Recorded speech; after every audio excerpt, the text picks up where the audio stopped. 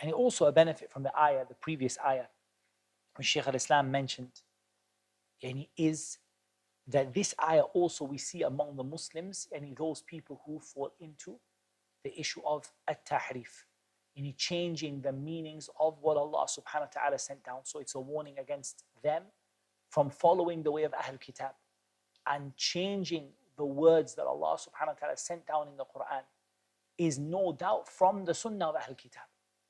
For example, those people who change the sifat of Allah Azza wa Jal, that when Allah said, Ar-Rahmanu ala al-arsh istawa, the most merciful rose over the throne, they said, Istawla, he conquered it.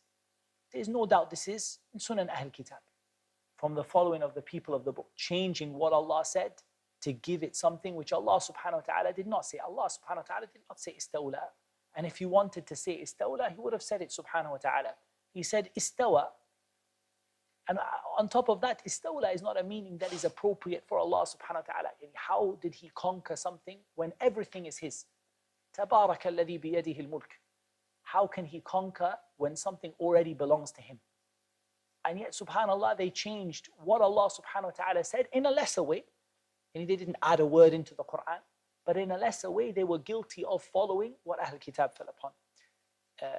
Na'am, after that, this statement they said, وَقَالُوا لَن تَمَسَّنَا النَّارُ إِلَّا أَيَّامًا مَعْدُودًا. This, subhanAllah, shows you what a lack of fear of Allah does to a person. When you don't fear punishment is going to happen to you.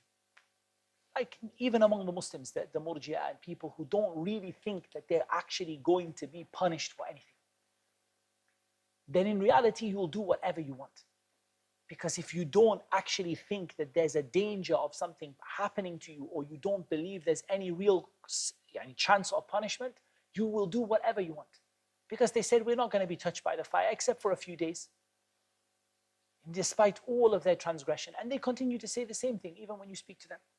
In this day and age, they will say, we are from the people of paradise, whatever we do, we'll go to paradise no matter what. We'll only be touched by the fire. Even if we did the worst things, the fire will only touch us for a small amount of time. That lack of fear of Allah subhanahu wa ta'ala. And then Allah subhanahu wa ta'ala tells them that they have no authority from Allah Azza wa Jal for what they say.